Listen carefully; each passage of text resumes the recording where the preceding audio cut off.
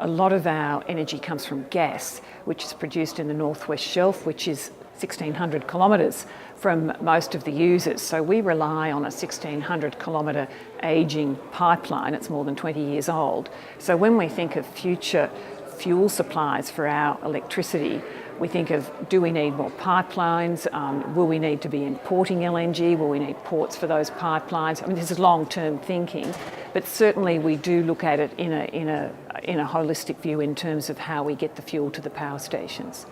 Energy is interconnected to the extent you need the poles and the wires and the gas pipelines. It's probably not interconnected in the same sense that, say, ports, rails and roads are. And I'm thinking here in Asiano's context, where to meet industry's requirements, you really need to make sure that you've got the interconnection and the integration of your roads, ports and rails.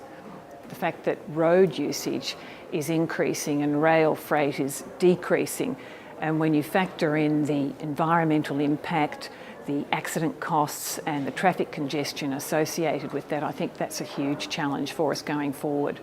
Look, I think this is where the SMART facility really has a role to play, to do the research and to do the studies that will enable rail freight to be just as competitive as road usage.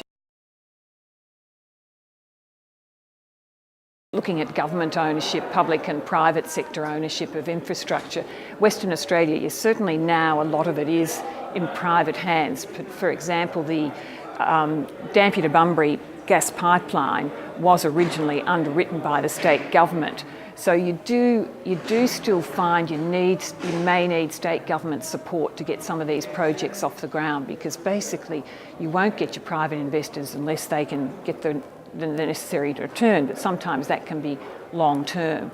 So I think it's there are times you may still need public support to actually get a project off the ground. It's been very interesting to look at what's happened with Perth's commuter rail systems, because they have just, I think it was 2 years ago, opened an extensive commuter rail link to Mandurah, which is about 100 kilometres south of Perth, and also north up toward Yanchep.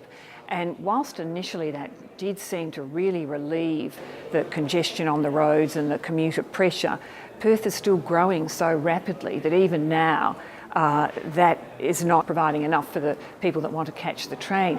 And you can see that some of the errors the government made in that, and it was just underestimating the demand for that rail link. There were two errors they made. One, they got the forecasts of passenger numbers wrong, so they've now had to order more carriages. Two, they didn't provide for sufficient parking at the various rail stations down the line. So people were finding they'd want to catch the train, but there wasn't parking at the train station.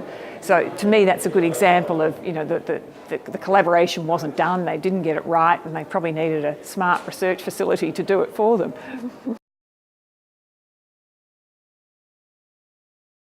If SMART want to get a better understanding of what's happening in the West, they could probably spend a month there talking to people, and it would be well worth their while. Our Premier will often talk about the fact that we've got 10% of the population, but we provide more than 40% of the exports.